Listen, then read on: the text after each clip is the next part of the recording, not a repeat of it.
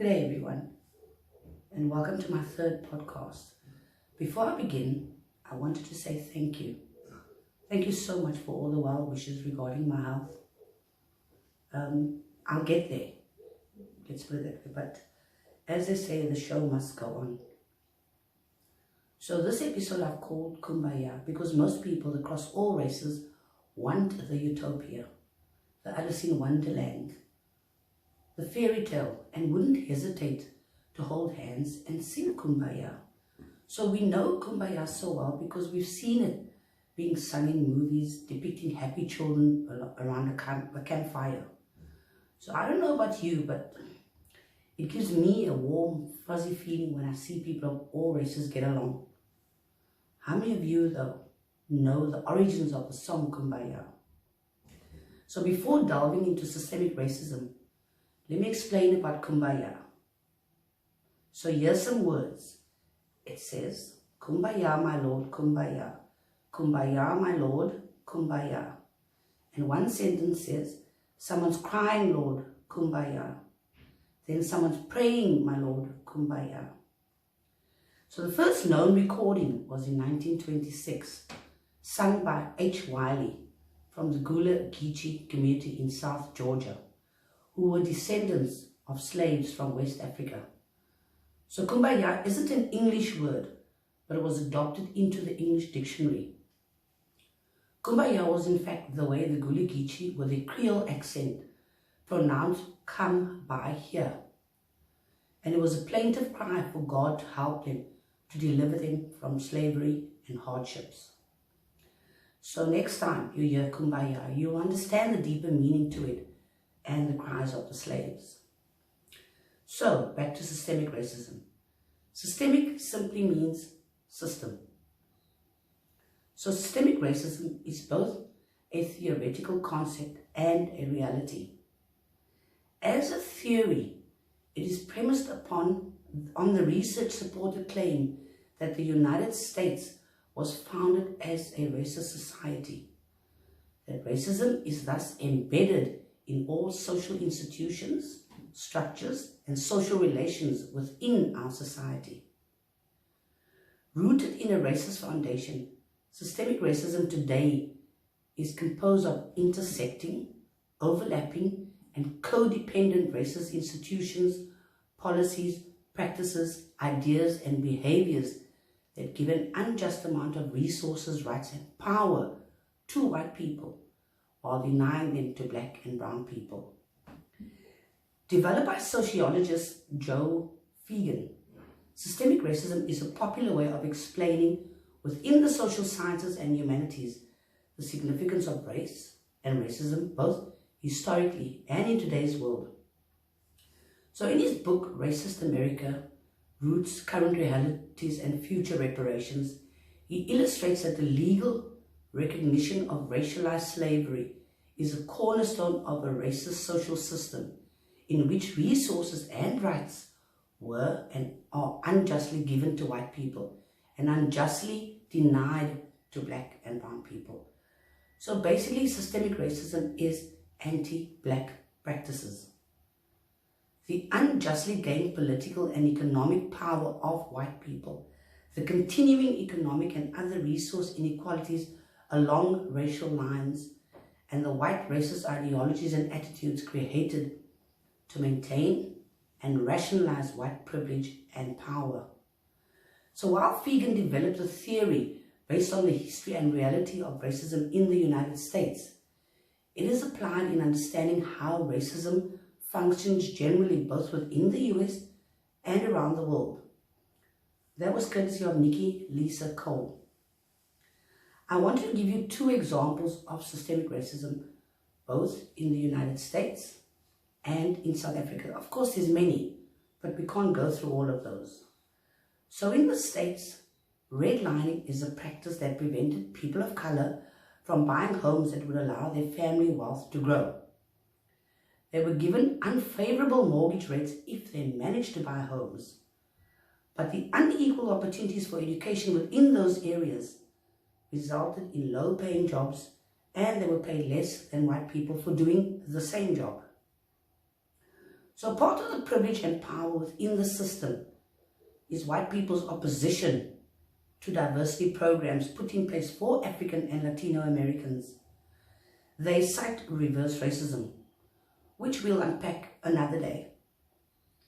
Another example of the system being unfairly stacked against black and brown people is the racist police practices. So we all know the hashtag Black Lives Matter. Now think about the need that existed for a hashtag. Quite simply, there'd be no need for the Black Lives Matter movement if black lives always mattered. It's disingenuous to say white lives matter when it always did. And the longer we as a society stick to alienating racist relations, the more difficult it becomes for ordinary citizens from all races to recognize their commonalities, achieve solidarity, and ultimately fighting broader patterns of inequality that affect ordinary citizens of all races. There hasn't been a meaningful increase in the minimum wage since 1973, adjusted for inflation. Those are but two examples of systemic racism within the United States. Now let's take South Africa.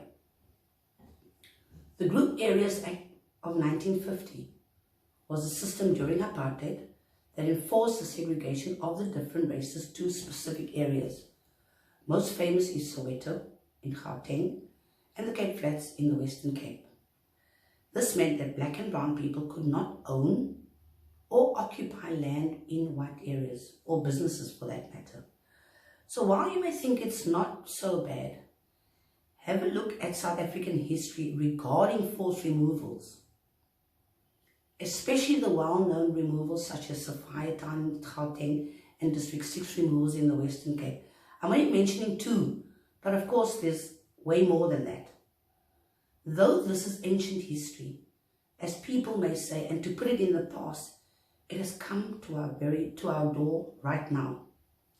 In the Western Cape, as an example, there is gentrification that is current, and it's one of the examples I want to give you. The word gentrification sounds so respectful, doesn't it? It sounds so proper and civil. But with the onset of rejuvenation and urbanization, places such as Woodstock, close to the city centre, has seen thousands of people of colour being forced out of their slums, which is in fact their homes, to make way for this hipster heaven. Woodstock, the one example, has now become chic. And as rundown homes were bought, people of colour were removed to places far from the city. Places that barely have ablution facilities, no regular transport system, and very little, if any, hope of employment opportunities. The new buildings that sprung up and the rejuvenation and facelifts of areas such as this brought about unaffordable rentals for these chic but minimalist apartment blocks that resemble a mini New York City. And it is certainly out of the reach of black and brown people, ordinary people who used to live there or who work there. Now, with the system working against you, there's not much hope of black and brown people clinging to old dilapidated houses that only has sentimental value. But it is importantly, most importantly, a roof over their families' heads. So think about it, with white people due to apartheid already occupying the suburbs, who do you think suffered and is still suffering during this rejuvenation process? My second example are the beaches. It is a fact that black people are the majority in South Africa. And black people did not enjoy and had no access to the pristine beaches during apartheid. As a result, the ablution facilities, rubbish bins and parking was not originally done with black and brown people in mind. December sees an influx of those who do not have the transport or the finances to take regular trips to previously white-occupied beaches. It then poses a problem because they hire buses and or taxis to split costs with their neighbours or their fellow churchgoers, to take the once-in-a-year trip down to the coast.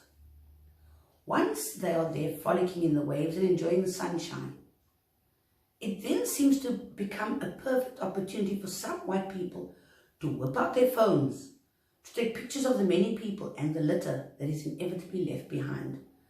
Media houses, in fact, have been known to hire helicopters to take aerial views of the oil slick, the black wave, the uncultured masses that mess up what is ordinarily quiet suburbia. They're never welcomed as tourists in their own country. Instead, they're laughed at, and suddenly there's an increase in racist remarks. That's hardly fair.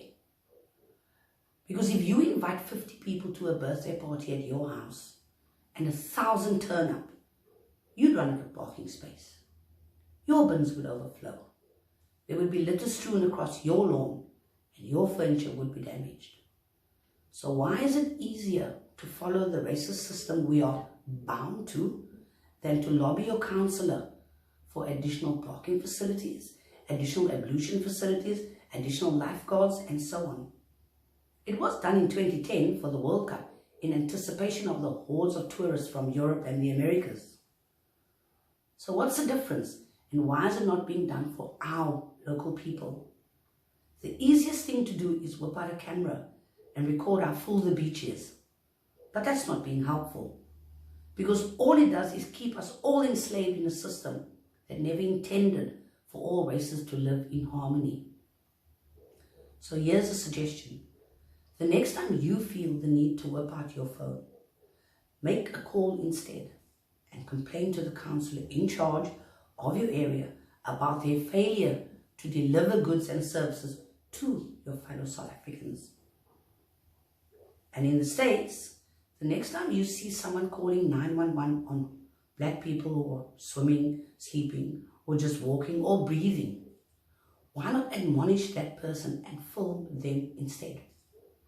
Maybe if that happened, black and brown people may feel more inclined to hold hands with their white counterparts and finally sing Kumbaya. I want to thank you for joining me. Join me next week again, where I'll be talking about structural racism and giving examples of that. Let's all live consciously. Let's stay safe and stay home. Thank you. Have a good day.